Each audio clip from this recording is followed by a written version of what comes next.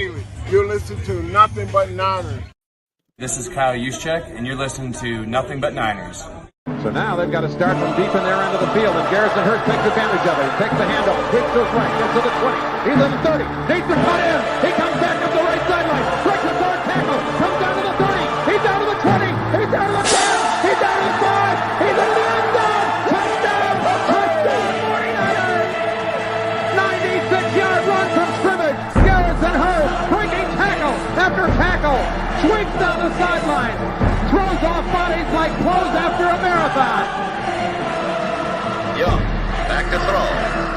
In trouble, he's going to be sacked. No, gets away.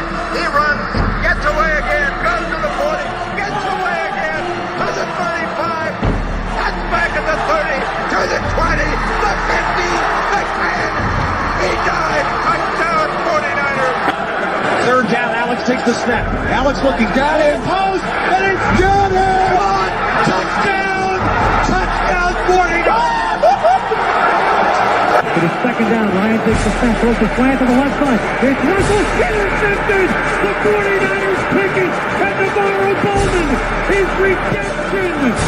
Navarro Bowman running it all the way for the touchdown. No greater redemption. The San Francisco 49ers, we can do whatever we want. Boom! What's going on, faithfuls? It's your boys Mike and Tony from Nothing But Niners crew. What an exciting intro, man. I love that intro, Tony, so much, man. Man, we are here to bring you guys another fun episode. Today's episode is titled, Who is Helping Bosa? We're going to try to figure that out here.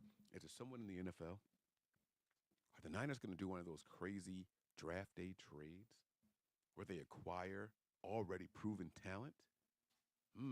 This is going to be interesting, guys. This is going to be really, really interesting. I can't wait to get into all that.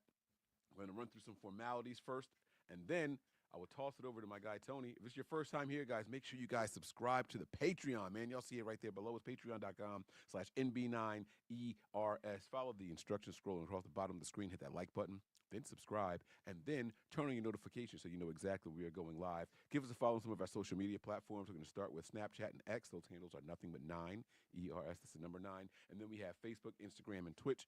Those handles are Nothing But Niners, okay? Nothing But Niners. Now, how do I get you guys to see what my name is? Hi, my name is what? My name is who? There it is right there. Mike Andrews. All right, Mike Andrews, 83 is the X handle for me. This is Tony over here to my right, and his name is NJ Niner Fan 499 on the X's. Tony, what's going on, big dog? How you doing? What's up? First off, I just want to say you sound a little low. You sound like you're a little far away, but my bad. Now we back, baby. I apologize. We kept the other one. I'm joking. I'm good. Hanging in there. I'm watching the Knicks Celtics game as we're doing this show to talk about some 49er stuff, draft stuff like that stuff. There's a lot to get to, and the draft is coming. I'm getting really, really excited.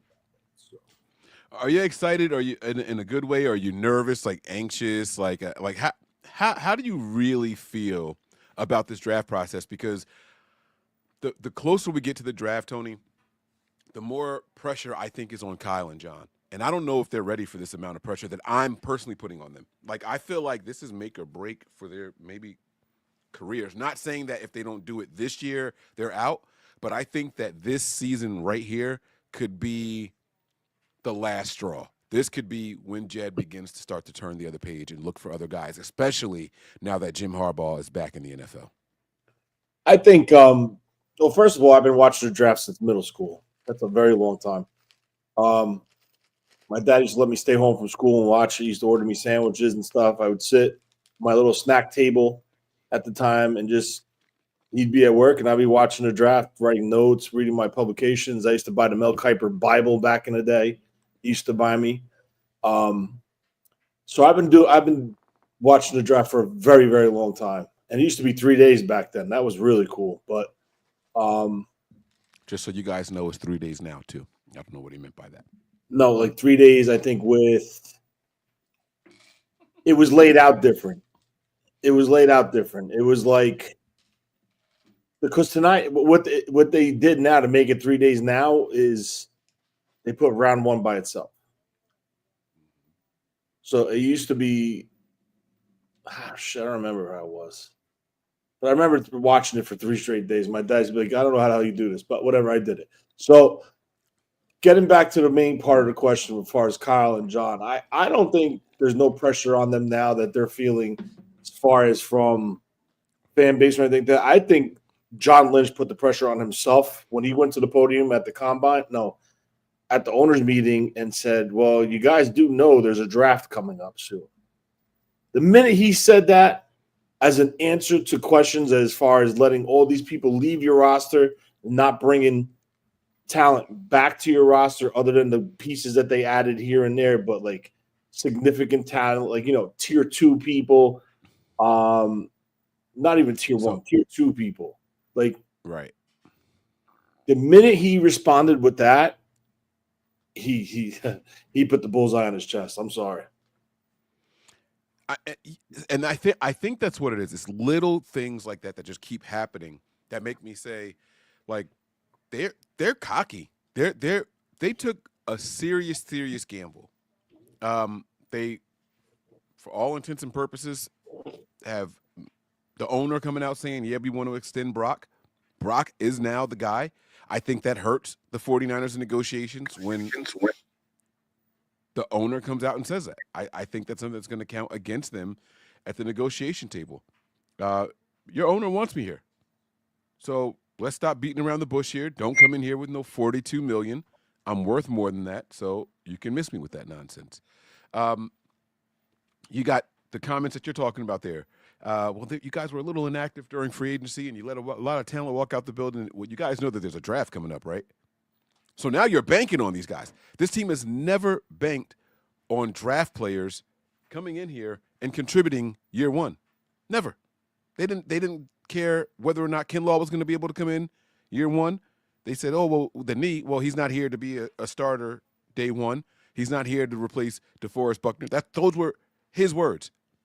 He said that, Brandon Aiyuk. Well, there's no pressure for him to be a day one starter. We want him to come in, get comfortable, and learn the system. And, it's always been the exact opposite. Even from when they got Reuben Foster, we knew there was some red flags. We were really excited. We couldn't believe that kind of talent fell that far down. We were anxious to work with him. We're going to work him into the system. We got time and blah, blah, blah. Like, it's always been the exact opposite. Now, all of a sudden, it's, well, you guys know there's a draft coming up, right? Yeah. And the few times that we've seen good productivity from rookies, it's usually due to injuries. I just don't know how this is going to play out, man. I don't know. And banking on getting productivity from rookies is even more terrifying than the alternative. And that's what my first question is to everybody who's watching right now, everybody in the chat. I'm going to give you guys a question with an A or B answer, okay? Which would you rather the 49ers be in position of right now? Would you rather the 49ers be broken cap space, be the oldest team in the NFL, but have a solid defensive line and offensive line to make a run this year? Or would you rather have all this cap space that they have right now, all the draft capital that they have right now, and all the cash and cap space that they have right now? Which one would you guys prefer? The old team with all the veterans ready to make a run, no cap space, maybe less draft capital. Maybe they would have had to trade some people away to acquire someone. Or have things exactly the way they are right now. Tony, which one do you think you would rather have? I'm going the way it is right now. And the reason why I'm saying that is because when you're an older, slower team with high numbers and salary cap hits, it's something that when that happens, you saw how this team crumbled, right? They were a tired team that caught up with them. So I'm 100% going with the younger team with the cap space and the abundance of draft capital. Interesting.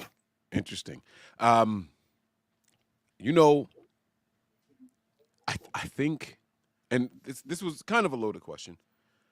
I think that my answer depends on the coaching staff and how much I believe in the coaching staff, right? Like when this was Jim Harbaugh, Vic Fangio, right? I didn't really care for Greg Roman, but let's just pretend I did like Greg Roman for a second. Let's just pretend I thought he was an okay offensive coordinator, right? I would like the veterans. I would like us to not have the cap space, right? Because they're going to get these guys ready and they got a system and it's going to come in and it's going to work, right? Yeah. I mean, I'm sorry. I would like B. I said it backwards because they have a system they're going to implement. These guys are going to come in and it's going to work. But I don't trust this coaching staff, so I think I want veterans. I want guys that know how to play in the NFL now. See, but the problem is where they dumped a lot of their assets, where they moved on from a lot of players, is on the defensive side of the ball. And what they did was defensive line. What they did was they brought in Saleh, who is a leader of men and a good teacher.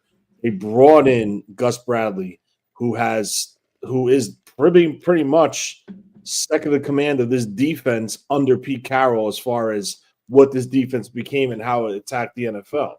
So with that being said, they were smart about it. They added more experienced coaches to the side of the ball that they really wanted to plan the attack to move on from overpriced veterans. So I'm okay with that because I want a guy that's going to draw the respect of the young guys in the locker room, like I think Saleh would. I want a leader of men, which Saleh is, and I want a guy who's a rah-rah guy who's intense on the sidelines. And you know his theory, all gas, no brakes, and he's going to put that theory into these youngsters' heads. And I think that's going to be the culture of that defensive side of the ball with these younger pieces coming in. And you still have the veterans there to lead on the field, if you will. But I think on the defensive side of the ball, they identified which side they were attacking. They went out and brought the best teachers in that they could bring. So I'm okay with that as far as being depleted there and going with the youth movement. Mm-hmm. Okay. Really quick, I also wanted to tell you that in 1990, now this is me guessing when you were in middle school. I could be off by a year or two, so forgive me. But in 1990, the NFL draft was 27-round selection process where team picked college players, blah, blah, blah, blah, blah, blah, blah. No, I was still in elementary school. You said, what'd you say? You said middle school? Middle school. I was in middle school in 10 years old in 1990. How could I be in middle school? That's not middle school? Isn't elementary school K through 3? What's middle school? Well, here it's K through 6. Oh shit! So it's only 7th and 8th graders. Yeah. So where I went to school, K through 6 is elementary, middle school 7th and 8th, and then high school is 9 to 12. Oh my! Well, high school is 9 to 12. I don't know why I thought elementary school was. Oh, okay. I know what it is. The school district I went to, it was K through 3. That was the little kid school. And then we went to upper elementary school, which was 3 through 6. And then we had a building that was 7th and 8th, and then it was high school. So my apologies. All right, so 95, it was a 7-round event, which with the way it is now, and that was also the year of the expansion teams. But I don't see the television. I don't see how they did it on TV. It used to be on ESPN and ESPN2. They didn't have ESPN2 in 95. Stop it. Yes, they did. No, they did not. I'm telling you they did. I'm telling you they watched it. I watched it. All right, here we go. The creation of ESPN2, just because I like to argue about silly shit. 1993. Tony was right, ladies and gentlemen. Tony was right. Give that man a round of applause. He knows his shit, ladies and gentlemen. Let's go. Let's go, Tony. All right, that's enough. I'll tell you this. I remember watching the draft where the first year I really, really got into it was the year they drafted Brian Young in 90. Bryant Young. Yeah, Brian Young. Because I remember reading newspapers the day of the draft, and it said Niners are going all in for Big Daddy Wilkinson from Ohio State. And I was like, God, no. Please, no. Please, no. They love those Ohio State guys, huh? And they stood pat. They drafted Brian Young, and they came right back at the end of round 1 and took William Floyd. Okay. Look at this. Look, you got some supporters out there in the chat right now. They say Tony's usually right. All right, so then let's just see how exactly right Tony is. Tony, earlier we were having a conversation. We had a little bit of a debate going. What do you remember what we were talking about? And I was like, yeah, I don't know if I agree. Oh, no. I know what it was. You didn't know that I wanted to make this a debate on today's show. You sent me this video, or someone, maybe Mike sent it, of Jake Moody booting a 66-yarder, and you had somehow found a way to make this, I felt, negative. Can we talk about this, Tony? Do you mind me putting you on the spot here, or do you want to avoid this? I don't care. There's nothing to be negative about. It's what I see. He made it, number one. Sure, he made it. But with what, room to spare. When you and Nick went and did the punt, pass, and kick fucking tournament, you were kicking field goals. I didn't make nothing 66 yards. I don't even know if I made a 31. No, but still, you're not under pressure. You're not dealing with wind conditions. You're not dealing with a rush. It's no one snapping the ball. It's on a tee, and you're kicking it. All you're doing is taking your 3-by-3 step, aligning up, and in your head saying, set, hut, go, and you just kill the ball. Okay. Now, my question to you is, why wasn't he hitting 66 yarders in warm-ups at the stadium in the game 7? But he was hitting 66 yarders. Never kicked a 66 yarder in that stadium in warm-ups. That's not true, and I can prove that. I can prove that to you. Let's put you on the spot now.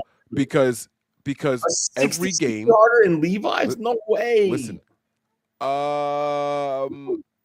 I don't wait. Hear me out. Now you changed it. You said in Levi's. I said that's what I said in the stadium. At Levi's. No, wait, but there's a difference. I don't know if he did it at Levi's or if it was away games. So guys, this is the clip that Tony and I are talking about. Boom. Beautiful. Not quite down the middle, but, maybe 6 feet to the left. It's an 18-foot wide pole. The middle of it is 9 feet, and he's about half of that, so 4.5 feet to the left. That's not bad for a guy coming off of a bad year and surgery and all that. With room to spare. I absolutely loved it. All right, so one thing that happened a lot during the NFL season was the pregame reports of, Moody's warming up and he's missed this many of that many. Jake Moody in warmups. And they'll say he nailed a 63-yarder. He nailed a 65-yarder. That one looked like it would have been good from 68. Because I always wondered, why are we punting if it's a 62-yard attempt? And this guy was making them in practice. So what does that tell you? I don't know if it's the trajectory. So this is what I wanted us to look at on this video, and I don't know if you can make it full screen or not on your end.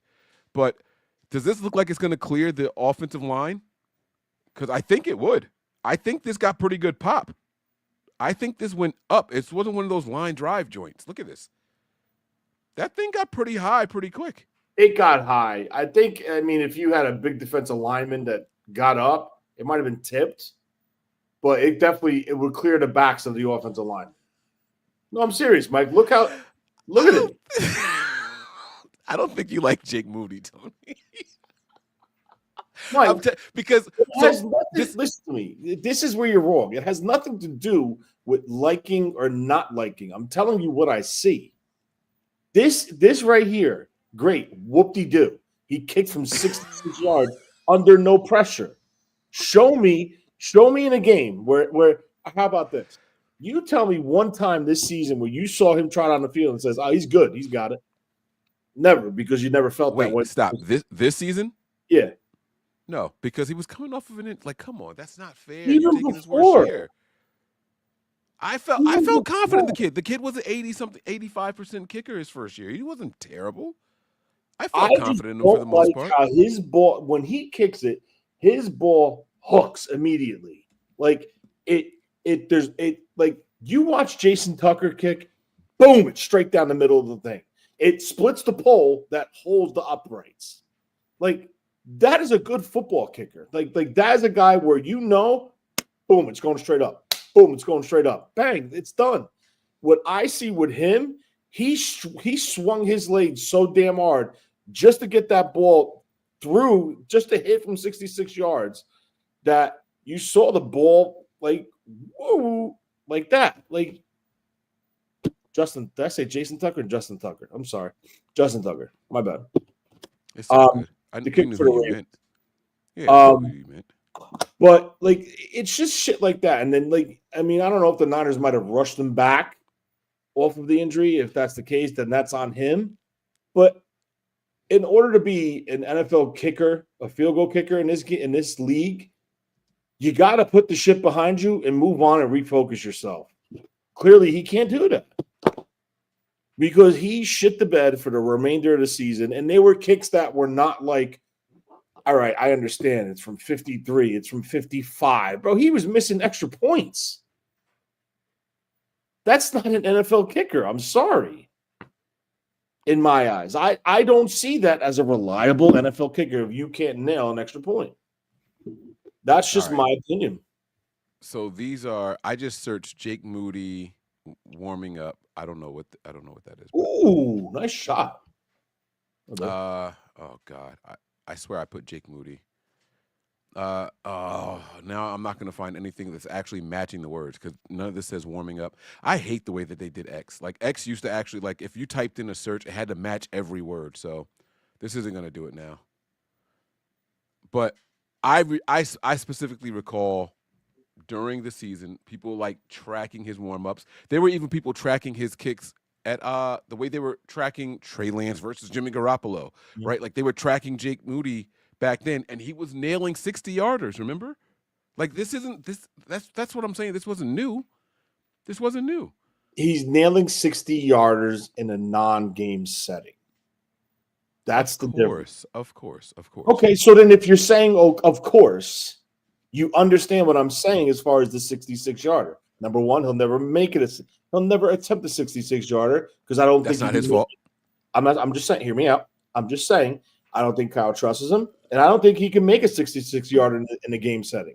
I think he overthinks too much. I think he's in his own head, and that's why I think that's part of his struggles. I like this comment here from Niner Faithful. You think that Boyer will get a chance to override Moody? Kyle, hear me out before you answer. Boyer is a loved by the players special teams coach. Do we agree so far? I'm not saying anything controversial or crazy, right? Okay. I think one of the ways that a special teams coordinator can get some love is when the coach says, I think we should go for it because I don't trust the kicker, and he goes to bat for his guys. Hey, Kyle, we got this one. Trust us. And he gives those guys that opportunity.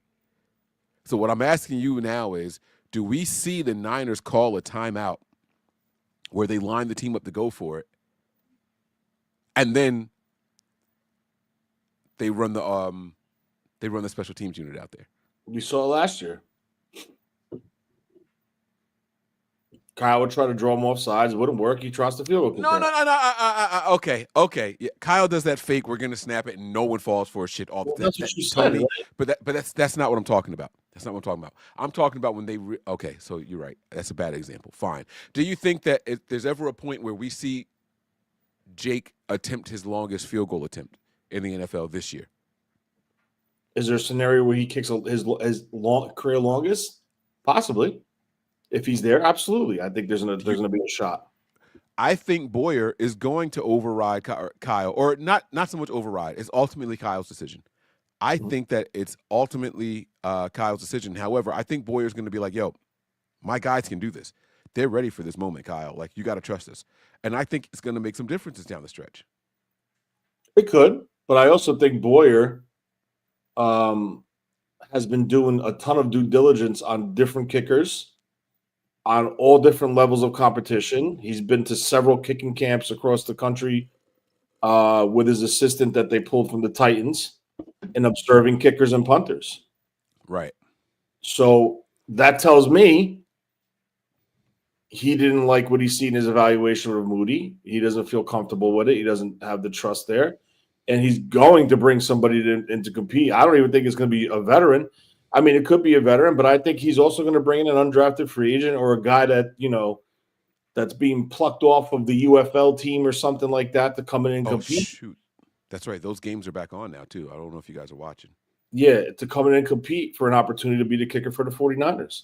Because how you find out is you bring everybody in and let them compete and let the cream rise to the top. You just don't hand somebody a job.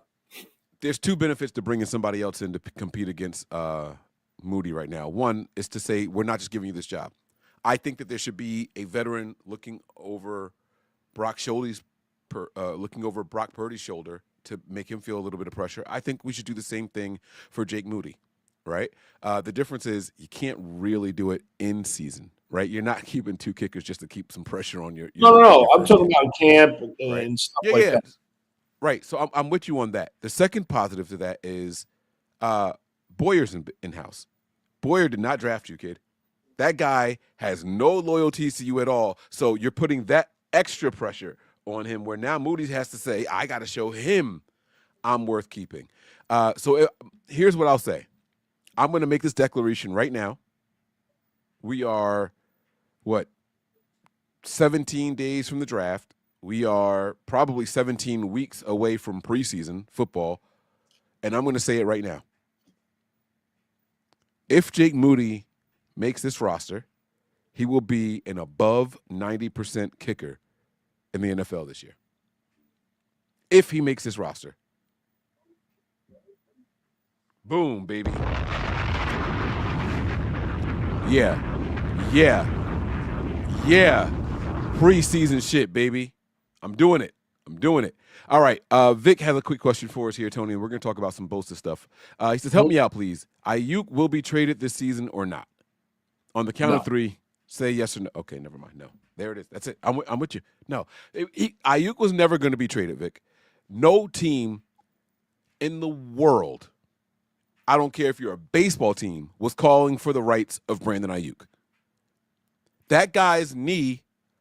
You ever go to the grocery store because it's taco night at the house and your wife says, hey, babe, can you go get the taco blend shredded cheese from the refrigerated section? Mm-hmm. Right? You know what that cheese looks like? Like all the little tiny shreds that are in the bag? Like you get it out the bag and you sprinkle it across, right? Mm-hmm. That's what Brandon Aiyuk's leg looked like when they did the x-rays and the MRIs. Nobody was trading for that guy. That was all a BS story that was run up the pole by some people who work for, it was Mike Silver and Diana Rossini. They just ran that out there, and all of a sudden, everybody ran with it in the NFL. Oh, my God, the 49ers are getting calls about Brandon Aiyuk. No, guys, they're not. No one called to trade for him. Nobody did. No one. There's questions on whether or not this kid will ever play football again. No GM that wants to keep his job was calling saying, hey, that's the guy I want on my team right now. Let's give up draft capital. The year before his contract gets heavy. Let's go get him now. There was no GM ever saying that. This was a bullshit story that came from, what's the publication they work for? Rossini and Silver work for, is it The Athletic? I don't think it's The Athletic. I don't know.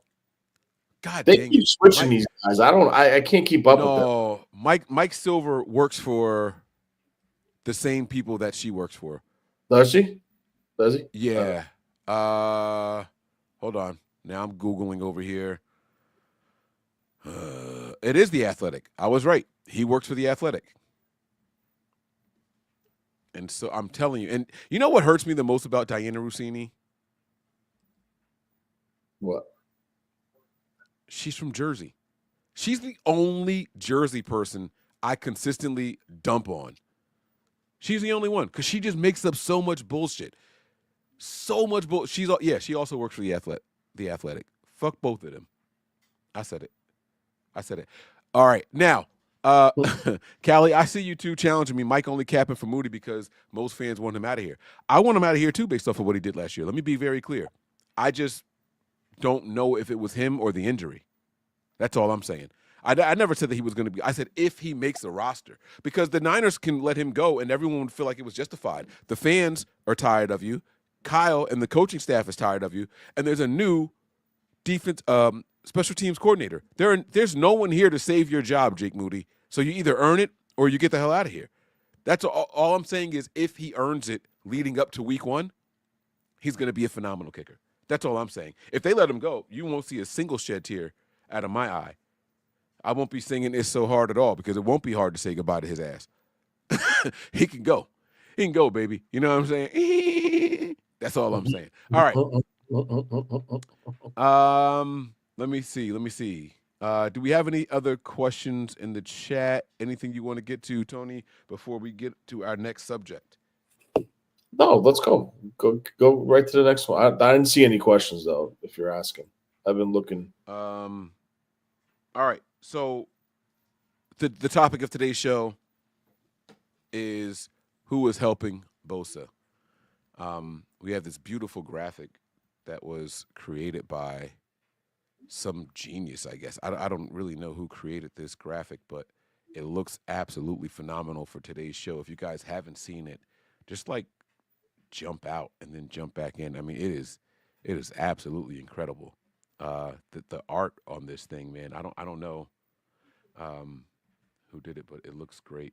Anyway, who is helping Bosa? Now, Tony, this was a conversation I wanted to have with you a couple of weeks ago when everyone just knew that big brother Bosa was coming to save his baby brother.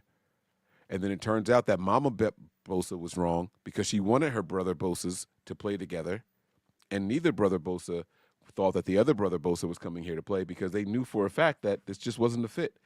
And we did not get to have this conversation the way I wanted us to. The truth of the matter is, I don't think Joey wanted to come here. I think that baby brother Bosa said, hey, listen, stay as far away from here as possible. This place is... let me get my shit off. You can disagree. Hold on. Wait. No, let me do it. Come on, let me do it. Look at his face right here. You know what he's saying right here, guys? He's saying, ooh, Joe. He don't call him Joey. Come on, Joe. I don't think you want to come here, man. Listen, man. This place is as toxic of an environment as I've ever been in. All right? I'm not going to say any names, but there's a guy here who thinks he runs the entire show. I'm not going to say any names, but it rhymes with Bamalam. Okay? It rhymes with Tyler Bamahan. And he thinks he runs the whole show. And he might. But it's wearing thin on a lot of people. It's wearing thin on a lot of the veterans. He disrespects the young guys. He's a little rude to the veterans. And he thinks that he's the best thing walking around since sliced bread. I don't think you want to come here, bro. You know that little workout regime that we have going on in the offseason in Florida? He tried to tell me I couldn't do it anymore. I told him to kiss my ass. I got my guarantees, and I'm a captain of your team, so I can still do what I want to do. But I don't know if he's going to let you do that same thing because you're older, and they're not going to give you the guarantees that they gave me. But you know what I got to do this year? No one knows it yet, but I got to show up to camp early. It's going to happen this year. It's going to happen this year for the first time since we've been training, but they're going to blame it on my lack of production. But I have to show up early this year or they're going to find me and dock me. I'm not going to make my roster bonuses and my workout off-season bonuses that they gave me the last couple of seasons in my new contract. So, ooh, bro, look at my lips. Ooh, bro, look at those lips. Ooh, I don't think you want to come here, bro. So baby brother Bosa talked big brother Bosa out of coming and signing with the San Francisco 49ers. Tony, what say you? Bullshit. That's what I say. Because there's nothing. That's the most absurd thing I ever heard in my life, Mike. I'm sorry. I love you, but that's absurd. What happened was he went to the Niners. The Bosas got involved. They wanted to play together. Nick went up to probably Kyle and Sean and said, oh, can we bring my brother here, whatever. They offered him a number. He didn't want to hear that number. The door was closed immediately. That was it. That's what happened. That's exactly what happened. The number was not what he wanted. It was nowhere near what he wanted and where it was expected to be. And that was that. Now, if it was, quote unquote, that bad and that terrible in San Francisco, why isn't Nick Bosa asking for a trade? How do you know he's not? The Niners could just be saying no because they I control it. promise you, you're talking about the Bosas. It would have been made public if he wanted out. Oh, stop. I promise you. Oh, stop. How do you know he doesn't have a no trade clause in his I'm contract? done. I'm not doing this no more. I can't do this no more. No. Oh, no, you're not tapping out that easy. You're not tapping out. Nick, well, hold on. Here we go. Let's see if Nick Bosa has a no trade clause. Nick Bosa, no trade This is clause. insane. Let's see if it's in there. Let's see. Let's just see. Why the 49ers could trade Nick Bosa. That's because his cap number will be astronomical, $42 million that year. It'll be no guarantees left. Okay. Who in the NFL has a no-trade clause? Lamar Jackson, Jalen Hurts, Patrick Mahomes. There are multiple players. 49ers may trade Nick Bosa to an unnamed. Okay. Let's see. Does Nick Bosa have...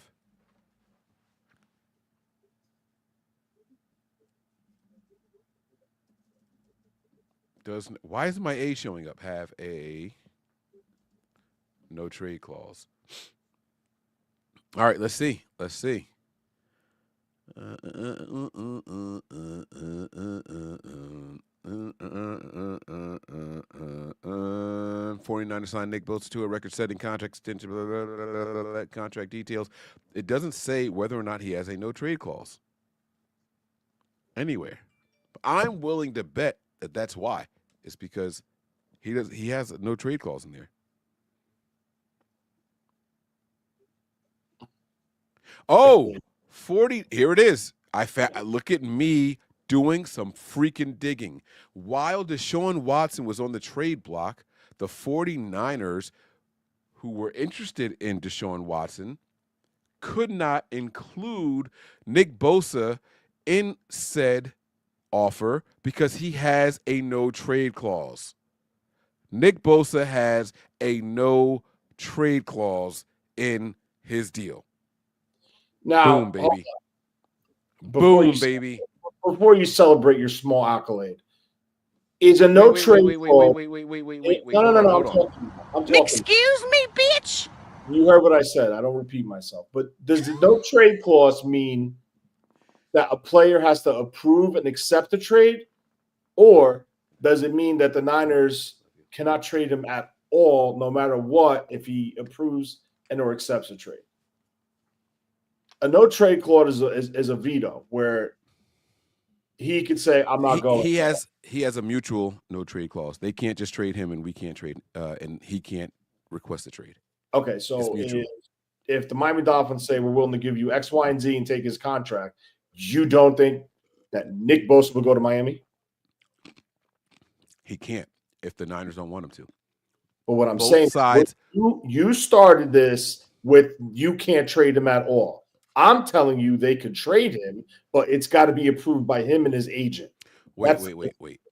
That's not how this started. You started this Bosa trade thing, not me. You said I didn't say shit about trading Bosa. You're the one who started it. That's not true. Listen to me. Just if I'm wrong after I say it, then tell me I'm wrong. Hear me out. I just told you. I said, yeah, but you tell me I'm wrong after I. If he, because your little notions that you're playing right now is if he was truly 100% unhappy, he would have asked for a trade out of San Francisco. You said that, not me. But that's what I'm saying, because you're painting a picture right now that is 100% false. What picture am I painting that's false? Oh, Nick told Big Brother not to come here because he's toxic. Oh yeah. No, that was all me. That was conjecture. But what I was saying was that you started the no trade thing. I didn't even know he had a no trade clause until I looked it up. You said if he was that unhappy here, wouldn't he have requested a trade? And I said he probably has a no trade. That's all I said. You chose to dig yourself over there and try to find and prove that there is a no trade clause to prove that you're right. I tell you what. That's what you did. And that's how this clause came into the picture. But what I'm saying is this. If he was in a quote unquote, like you're trying to paint this fucking mosaic over here, that it's a bad place and toxic place to be, that he could fucking ask for a trade and they'll send his ass to fucking Florida and play in Miami or Jacksonville. They're not sending him anywhere. But Tony, they're listen not to me. sending him anywhere. But my point to you is, don't start something and expect me to be like, "Oh, you're right." No, it's bullshit. I didn't ask to be right about anything. I don't care about being right or wrong. All I was saying is that he has a no trade clause, bro. Blabble man. Who do you think you're talking about? Kyle Shanahan. Kyle Shanahan's a toxic guy all of a sudden now. 2 years ago, John Lynch went to the podium and said they can trade me. The only person they can't get traded right now is Nick Bosa. There was a reason he said that shit. He's got a no trade clause. But you still can't. You haven't convinced me that he didn't tell his brother not to come here. I 100%. I will tell you this: he did not. He did not tell his brother not to come here. Okay. Money talks and bullshit walks. And if you go back a couple shows, you yourself said it. The Bosas don't take a penny less than what they feel they're worth. You said that yourself. So let's not play the mind game here to make yourself look good. It don't work that way, Mike. It's not about me looking good. It's not about me looking good at all. I'm wrong all the time. I don't mind being wrong for the sake of the show and entertainment purposes. I don't have a problem with that at all. That doesn't bother me. All I'm saying is this. I know this for a fact. Mama Bosa said, I want my sons to play together. Tony, let me ask you this. How many brothers have played on the same team in the NFL before? None. They said, nice impression of Mike. Tony. They like this shit. None. None, right? Because there's never an opportunity for it to happen. Okay. So that's not true. That's not true. The McCourty brothers. The Devin McCourty and what's his name? The guy from New England and the Panther. What were their names? They were twins, but what were their names? Devin and Devin and it was Devin McCourty though, right? Well, hold on. They played in Rutgers together.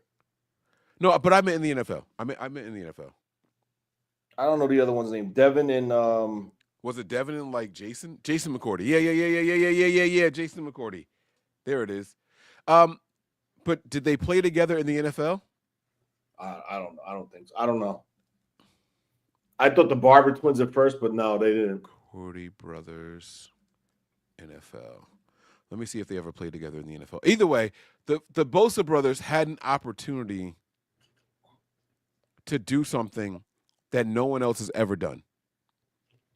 And that was play together and potentially win a Super Bowl together. You cannot tell me that that wasn't something that they thought about. The mom thought about it. The brothers thought about it. They thought about this, bro. And for some strange reason, it didn't work. They say, yeah, they played together in New England together. They said I didn't know that.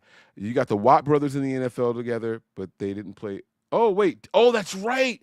The two younger Watt brothers played together for Pittsburgh, Derek Watt and TJ Watt. That's right. They did. But they weren't making it to the Super Bowl.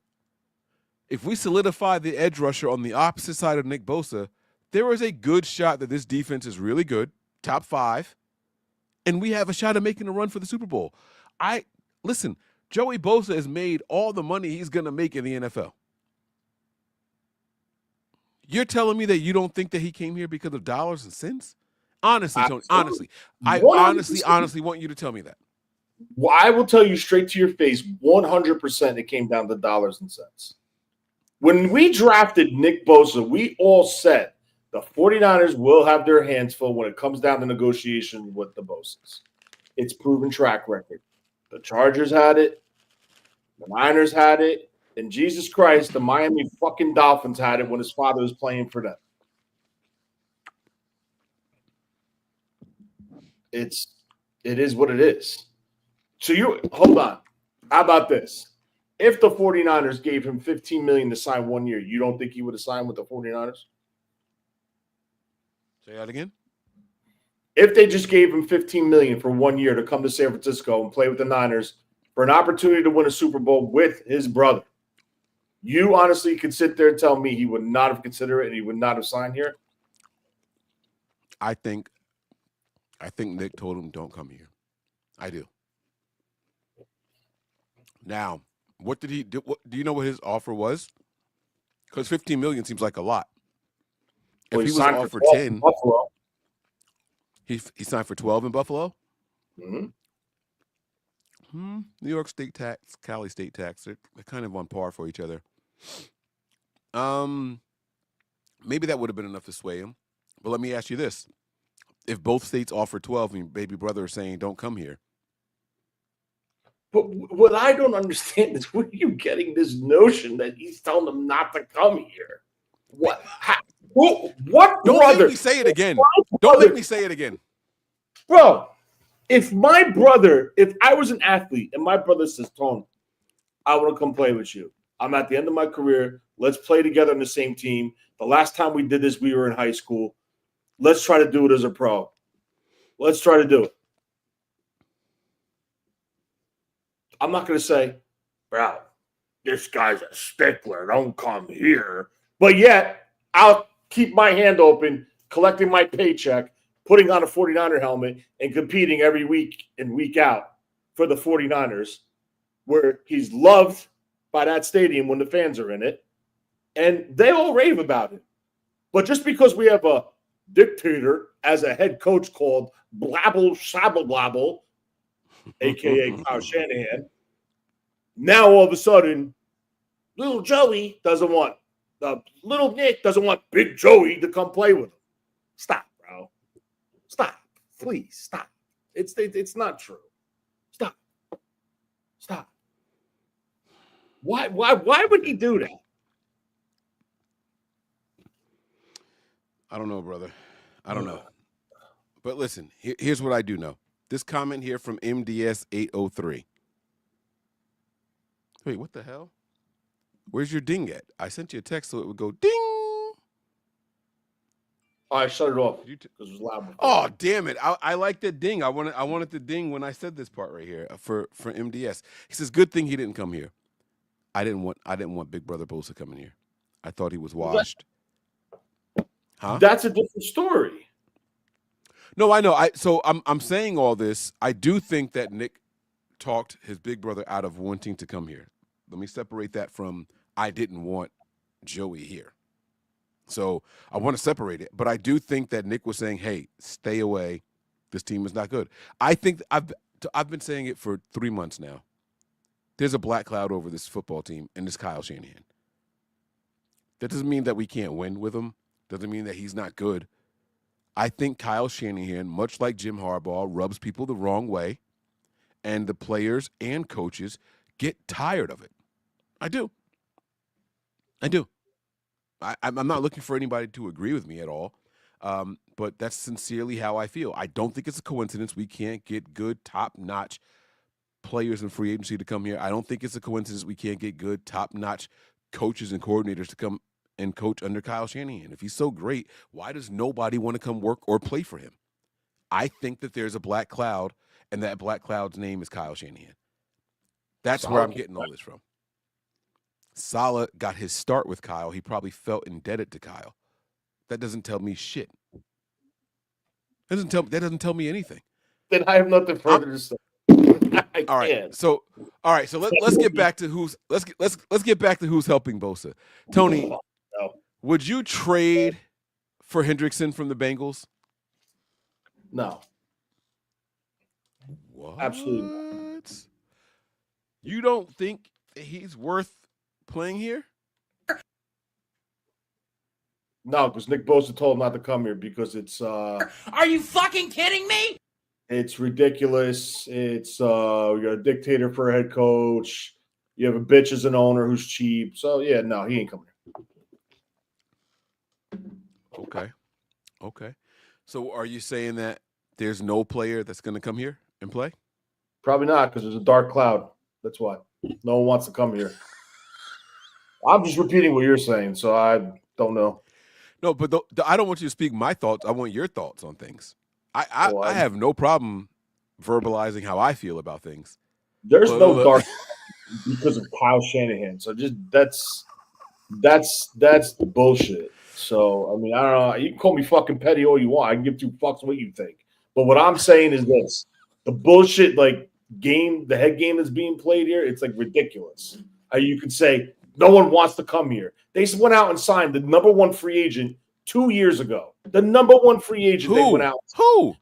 Javon Hargrave. He was the number one free agent. Fuck out of here. Stop it. Stop it. Stop it, bro. I'm done Stop talking, it. man. I'm just gonna get off because this is crazy. He was ranked the number 1 free agent in that class when he came out. Go ahead. Do your little Google search. Oh, I am. I don't remember who else came out. I listen, and maybe he was because free agents are free agents, right? Most guys don't get out there. But I will say this: I told y'all he was going to be trash. I couldn't have been the only person that saw it. There's no way I was the only one that saw it. That was 2024, right? I don't remember what year. Or maybe 2023. It might have been 2023. 2024 was last year. It wasn't last year. It was 2023. Let's see. 2023 NFL free agents. Here we go. We're going to hang our hat on fucking Hargrave. Stop it. Okay. As far as value goes, he was ranked 3rd. Yes, you were correct. No, I'm talking about when they released their free agent list, Javon Hargrave was ranked the number 1 free agent in that class. I saw he was the only defensive lineman coming off of double-digit sacks that was on the market. I saw it on NFL.com. Now, if there's quote-unquote such a black cloud and no one wants to come here, why did he come here? Because that was 2 years ago. Because that was 2 years ago. That's not now. That's not now. A lot changes in 2 years. I mean, Mike McGlinchey was also the top right tackle or offensive lineman in that free agency period. That doesn't mean shit either, right? Like, so what that like are we going based off of free agency rankings, whether or not people want to come and play for the 49ers? Whether or not coaches want to come and coach for the 49ers? If you have a top-ranked free agent that signed on day 1 with 30 seconds into the period, that kind of says something, Mike. Yeah, we were the only dumbasses willing to give him a contract that big. He was not worth that contract. I'm not saying that has nothing to do with what we're talking about being worth. What I'm saying, you yourself just said, nobody wants to come here. You said that, not me. You said that. We don't get good free agents. All right, you're right. Can you name me a good free agent the 49ers have signed, Tony? Like, what are we saying here? You're right. I'm done talking, bro. Seriously. Tell me a good free agent we signed then. I know you don't want to hang your hat on Hargrave being a good free agent because he was terrible. I'm using it as an example as the top-ranked free agent that was signed 30 seconds into the tampering period by the 49ers. You said nobody wants to come here. He signed 30 seconds into the legal tampering. That was 2 years ago. It's fucking crazy. Give me something recent. I don't care because there is nothing recent because they can't spend that money on free agents. Teams that spend big money on free agents don't win. You can't build a competitive team and win a Super Bowl spending and overpaying on free agents like the Mike McGlincheys, the Javon Hargraves, the Aaron Banks who got $75, $77, $78 million for 4 years. You don't win in free agency. You win via the draft. You use free agency as a supplemental piece to say, shit, we're really struggling here. We identified this player who would come in and change it for us that we think, and let's go out and fill our biggest need with our free agent. That's how you win a championship. It just didn't work out. So the notion of them not signing all these big free agents, they don't do that. They're a top-heavy team, a big contract top-heavy team, an age top-heavy team, and that's the way this roster's built. You're paying $29 million for a fucking linebacker this year. You're paying $25 million for a tight end. You're probably paying about $15 million for a running back. Nick Bosa's over $25 million.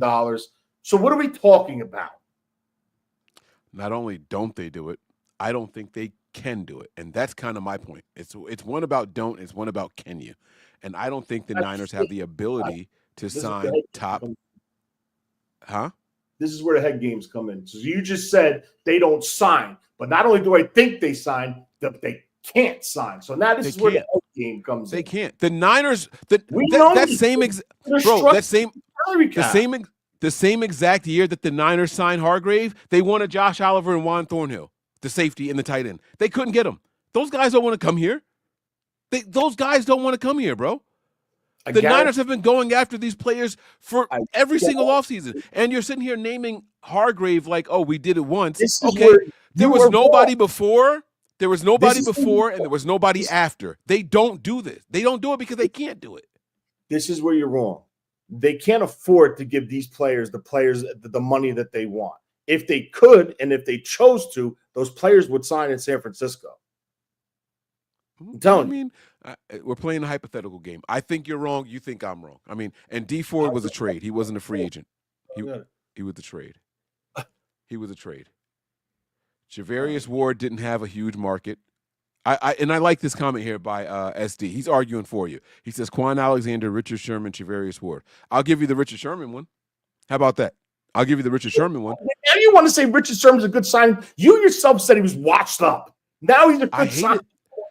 Wait. I can tell you when I'm wrong. I did not like the Richard Sherman signing, but he was a top corner. This is the argument in your favor. This was a free agent signing that was a top player. This is an argument in your favor. I'm admitting right now that I was wrong. They got one. Richard Sherman was one of those guys. I didn't think that he was good. I thought he had two of his worst seasons back-to-back in the NFL. I thought he was going to be overpaid, and they locked him in a room. They literally held him captive to get him to sign the deal. Okay, they got one there. Quan Alexander was a missed tackling machine when he came to the 49ers. Guess what he continued to do? Missed tackles. Javarius Ward, ups and downs. Same thing we saw here. Some weeks you get a stretch where it's like, oh, that's the best corner in the league. Then there's some weeks where it's like, oh, my God, this guy can't stop giving up penalties. Oh, this guy can't stop getting burned.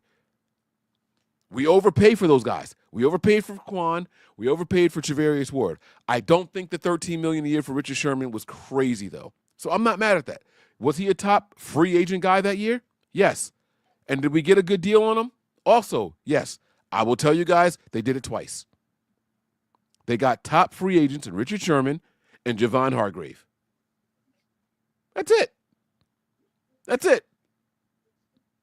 Who's going to help Nick Bosa, Tony? Matos, gross Matos. So that's it? We just packing it up? We hoping we strike out in the draft? So what round did you go out and get help for this guy? So I'm not going to sit here and say names because I'm pretty sure I'll be told I'm wrong, but I don't know who I'm talking about. So I don't know what to tell you. About who's in the draft? Is that what you said? Yeah. So you don't know any rookie names that you want to say that might be able to come in and help the Niners? There's a ton of rookies, but I don't know. I don't know what I'm talking about. I don't like this shit, bro. I'm sorry. I don't. You want to talk football, serious football? You don't want to do the back and forth head game manipulating shit. I'm not for that. I'm here to talk sports. I love 49ers. I love talking draft. I love talking free agency. I love talking about this team. But I'm not going to sit here and go back and forth playing, oh, well, I said that, but then no, I didn't say that. But no, I don't do that. I just moved the conversation to what draft eligible prospects can help Nick Bosa. Mike Green. What about Mike Green? What about Mike Green do you think he brings to the table, and what round do you think he goes in? First round speed rusher.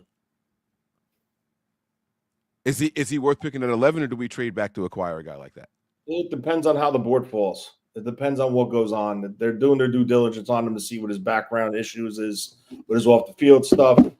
I also think there could be a potential trade candidate they could bring in via trade. And it's not Hendrickson. I think a lot of people have Mike Green as the second or third edge rusher coming out in this draft. Where do you think you have him ranked? Well, it depends on what they want. They want an edge rusher. They want a true speed guy like they tried to match D Ford with Nick Bosa when Saleh was here. It would be that. If they want to go with a more prototypical 4-3 defensive end that could set the edge as a run and offer you something as a pass rusher based off of projection with his skill set and what he's done at the collegiate level, and try to use him more as a true defensive end and a 7-tech, 9-tech. There's other play. You can look at Mikael Williams. Even though he didn't test well, the guy can set the edge like probably one of the better edge setters as a defensive end in the draft. Is that the Georgia guy? Yep. So if you're looking at these two guys, right? Let's look at Mike Green and Mikael Williams, like you said. Which would be a better match to specifically play opposite of Bosa? There's a difference between playing opposite Bosa and then when Bosa needs a break, which guy are you bringing in? right? Like, is the way you talk about Mike Green, it makes me think that he's a liability in the run game. Is Well, that he's got to something show that he can do it at the NFL level, not at Marshall. It's a big step from Marshall to the NFL. But was he a liability in the run at Marshall? I mean, No? he set the edge decently versus at Marshall versus that division. I don't even know what division they're in, but he had some good games where he set a decent edge. But he was mainly like he would line up really wide, and he's got a spin move. He's got some good hand game where he does the chop and he rips under. It depends on what they're looking for that opposite defensive end. Now they can do that, go with the more speed guy undersized, and then you put Gross Matos in as your base down defensive end.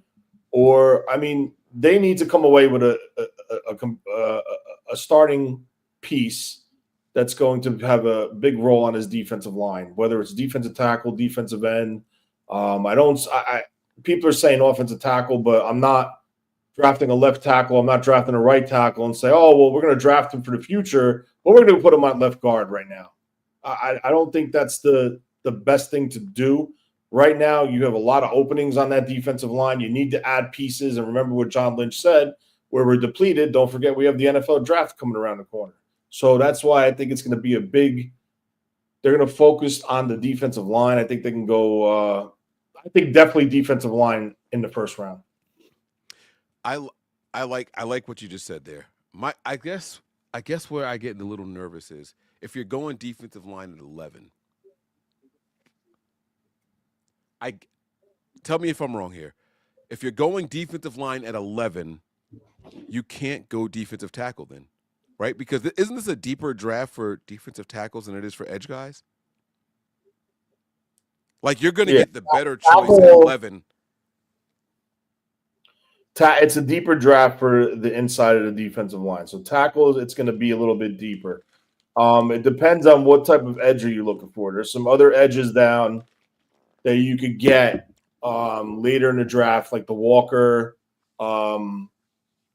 David Walker, Femi from UCLA.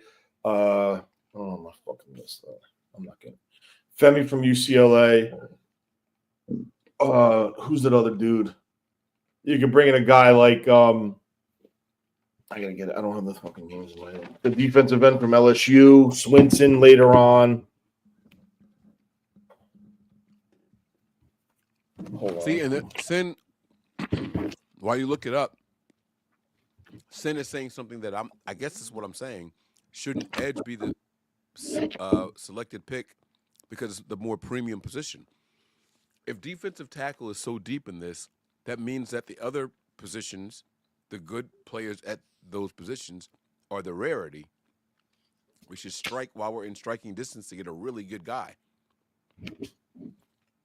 I mean, then you could likely get some depth.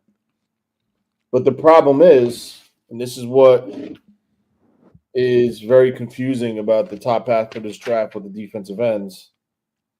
Your top defensive end had 12 sacks last year. That's Abdul Carter, and he has an injury to his foot. Shamar Stewart, who's a workout warrior, everybody and their mother thinks he should be the second defensive end off the board, had 1.5 sacks. Mikel Williams talk about this for a second.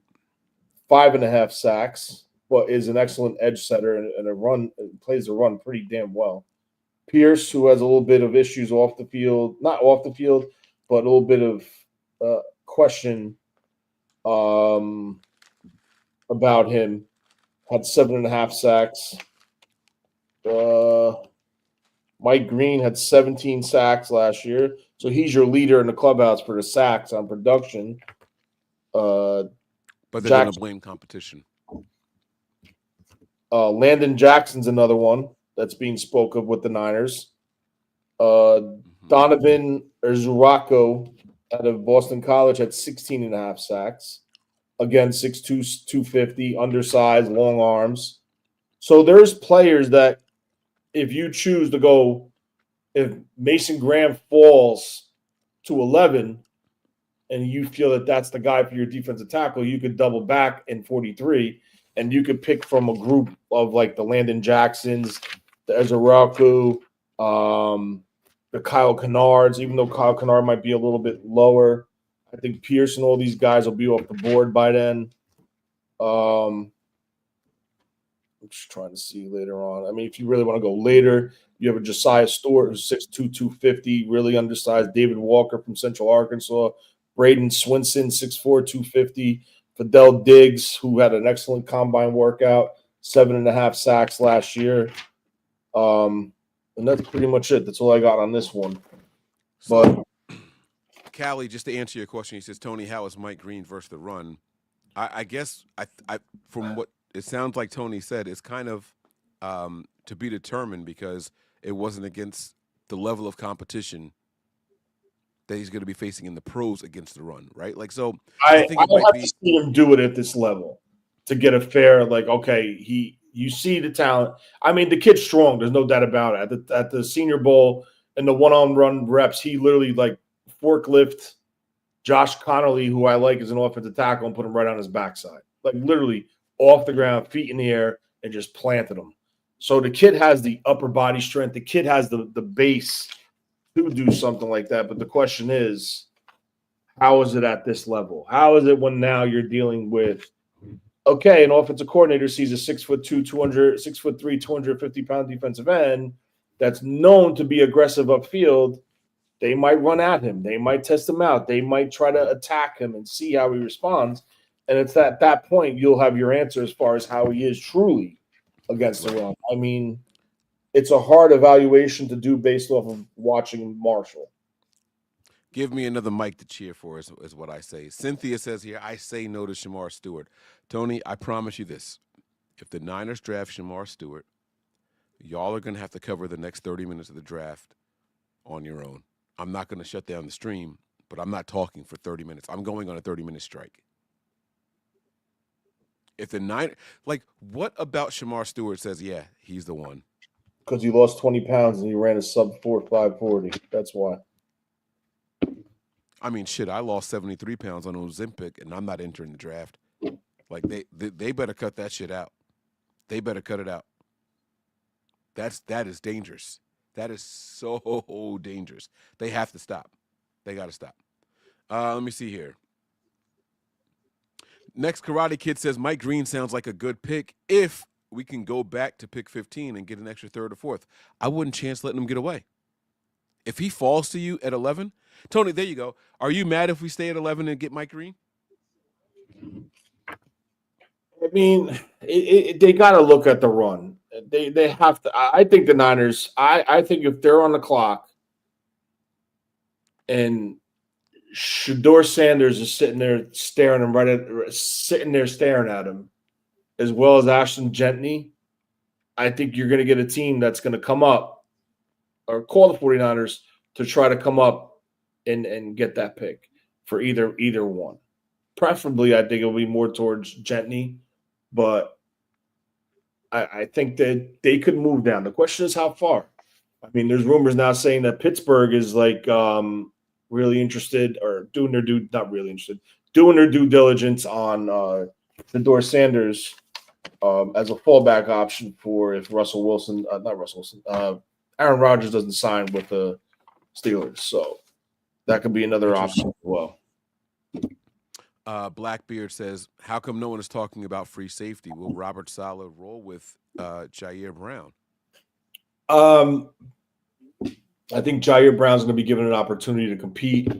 I also think they're also taking into consideration, I mean, they're not names that are going to be like, holy shit, they upgraded that spot, because clearly, with the thought process they went into the season with, but they signed a couple people that could offer you some time at safety. As of right now, they're penciling with Malik Mustafa and Jair Brown as the starters.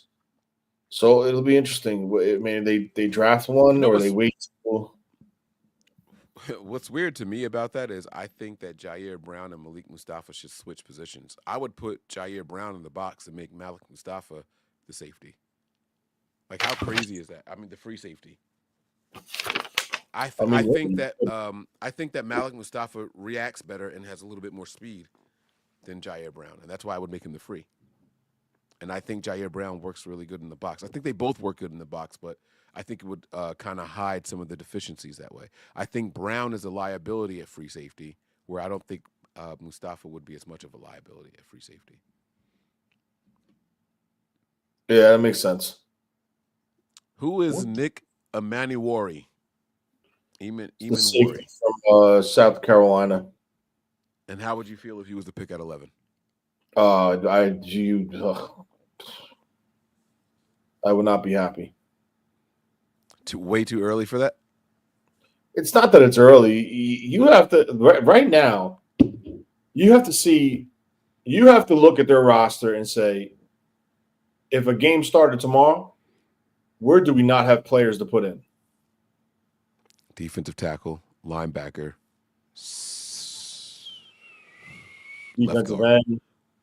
defensive end, corner. Well, we have some veterans at defensive end. We might not like them, but I wouldn't be like terrified about putting them out there. We've got some guys, and I kind of like our corners too, right? Like we got 2 corners that we like. We got Green, and we got Lenore. I like those 2.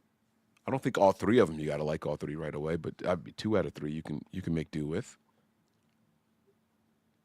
So who's your nickel corner? I think. Well, that's where you start getting a little spooky, right? When you go to the third time. That I don't know. This is things that need to be discussed when it comes to this draft. Right now, you could field an offensive line, you could field the backfield, you could field the wide receivers, you could field the tight end. You can't field the defensive line, you can't field the linebackers. The safeties you could field, there's 2 starting corners, sure. But your third corner in the nickel, I mean, I don't know. I mean, they signed a bunch of guys. Trey Brown could slide outside, and what's his name will come inside. You can go with Darrell Luter as potentially going outside and sliding Demo inside. Your defensive line, I mean, you have Alex Barrett, Robert Beal, Nick Bosa, Jonathan Garvin, Yatir Gross-Matos, Drake Jackson, whose knee is pretty much done, Teron Jackson, Sam Okanowu. So I think the focal point is going to be the defensive line early, potentially doubling down early. I think the linebackers, and then they'll play then they'll go true best available. Will they add a wide receiver? Will they add a guard? Will they add a corner? Will they add potentially another safety? They're definitely going to add a running back. I just don't know where. I think they're definitely going to sign one, and they might draft one later on. I still think they could add a tight end later on. Yeah, I mean, that's it. There's 11 picks. I think you could do a lot with 11 picks for this roster.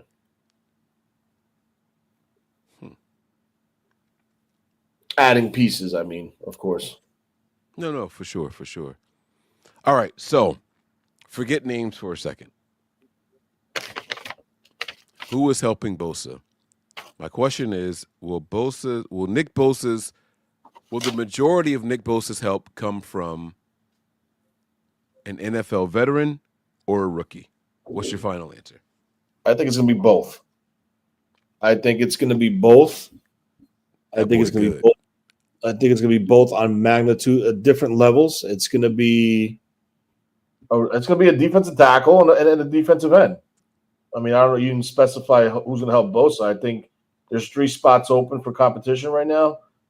The one player I would think they might sniff around if they can steal him from the Eagles is Bryce Huff, who had 10 sacks with Robert Saleh as a starter with the Jets.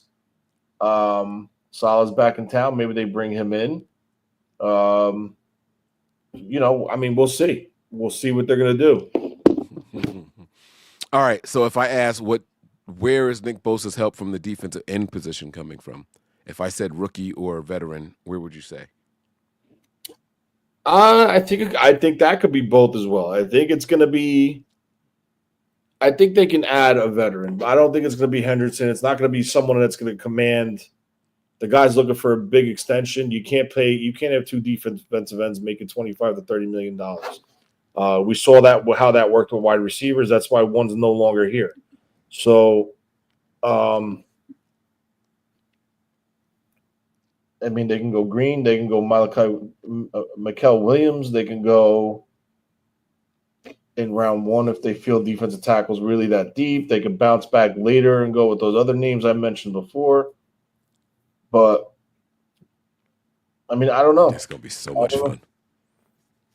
This is gonna be so much fun, bro. This is gonna be oh, I can't wait. I can't freaking wait, man. Huh? No, I just got a text message from him. What does he want? All right. Fuck. So do I have anything else? Tony, was there anything else you wanted to touch on before we get out of here? Guys, we're gonna try to get back to doing shows. We're going to try to get back to our regular schedule program where we are doing Tuesday, Thursday, and Sunday shows now. So you guys make sure you are locked in. Stay tuned. We're going to have a lot of fun here available. Tony, I'm going to say names and you tell me to stop when you hear one that you think the Niners might be interested in, okay? Raekwon Davis. DeMarcus Walker, Foley Fatukasi,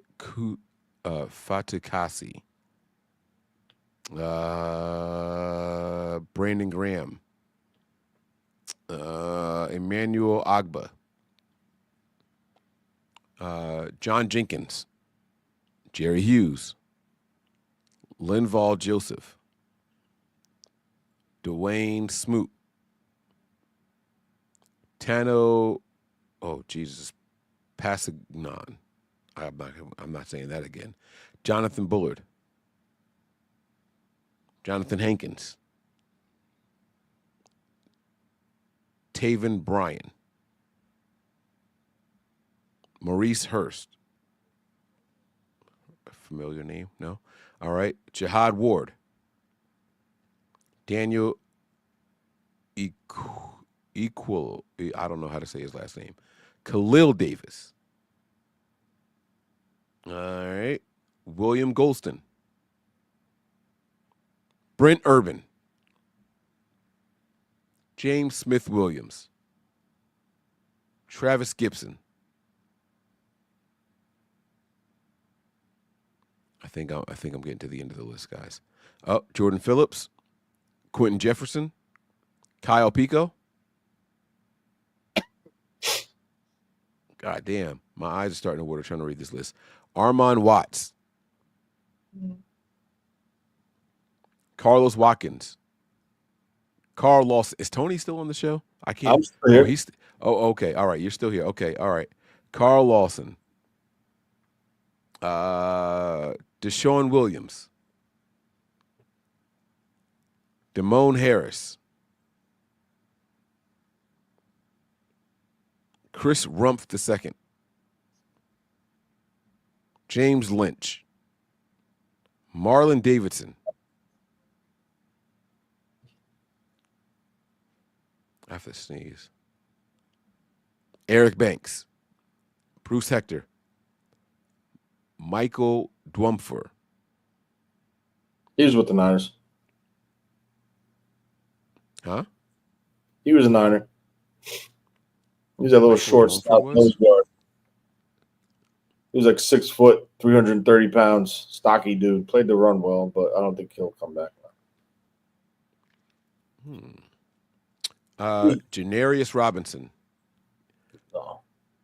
Raekwon Williams. No. There's nobody on that list that I would take. I'd rather draft and develop somebody and have them under control for 4 years than sign someone to a 1-year deal. And God forbid if he does produce, now you're back in square one. Well, we're not going to pay him what he's asking for, so you're back in square one. I'd rather get somebody, control him for 4 years, cost efficient, develop him, let him grow in that system, and then when it comes time 3 years down the road, 4 years down the road, you can make that decision whether he's going to be a part of that defensive line or defensive front going forward in the future, or you move on from him or you trade him, whatever you decide to do. But the year in and year out rotation with the swinging doors, the rotating doors, they can't. I understand they're strapped with money. Well, they're not strapped with money. They're going to be strapped with cap space as far as what they're going to do with Brock paying him. But they need to bring players in under salary control for 4 years. This is their game. This is their notion now. And that's why he said what he said.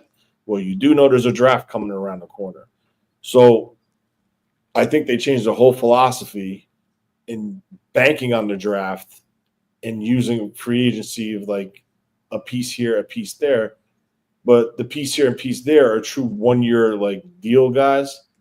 And rather than doing a 3 or 4 year deal or a 2 year deal with bigger name free agents in past practice. So there could be a situation, clearly those guys are going to be available after the draft, where if they feel they didn't address it as far as they need, they might bring a guy or two in, sure. But I think in their head, in the notion, they want the control for 4 years so they don't continuously have this problem of, shit, who's playing this? Who's backing this up? Very, very interesting, man. Tony, man, I don't have much else to go for here. Is there anything else you want to touch on before we get out of here? I do have a name off of that list that I think the Niners might take a look at, though. He's never had a 10-sack season.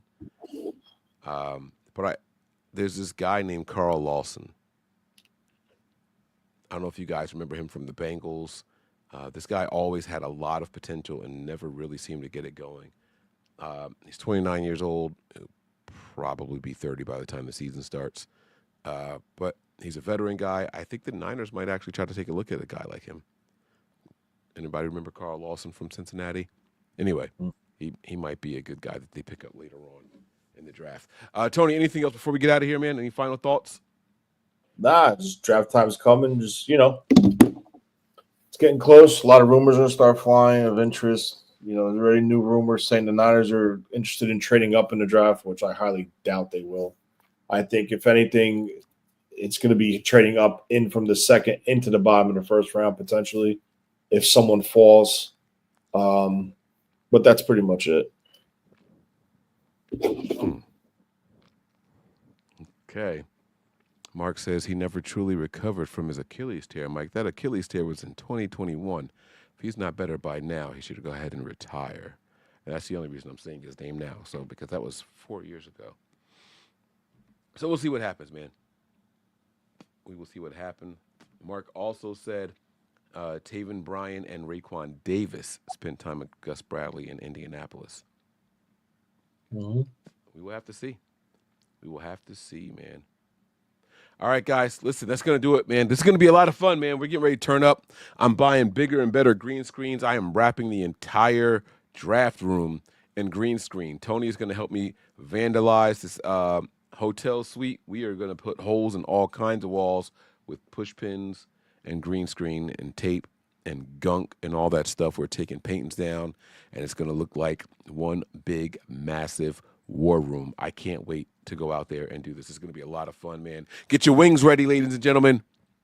Get your superstitions ready, because we are taking 2025 into a whole new 49ers experience, man. It's going to be a lot of fun. Make sure you guys are locked in. Subscribe, like, and leave a thumbs up. All right, that's going to do it for us tonight. We thank you guys. Prepare for glory. Anticipate pain. There it goes. But always remain faithful. Remain faithful. We'll talk to y'all soon, fellas. Peace. We all gas, no brakes, pumped up, no fakes. We spinning, we winning, we high stakes. We never miss, we all makes. Look at us dudes trying to prove, bringing you news with nothing to lose. Mike, Nick, Tony, Wayne, Method Man, we bring the pain. Hey, see, I'ma confess it. We under the pressure. If you looking to find us, we them nothing but Niners. Nothing but Niners. We nothing but Niners.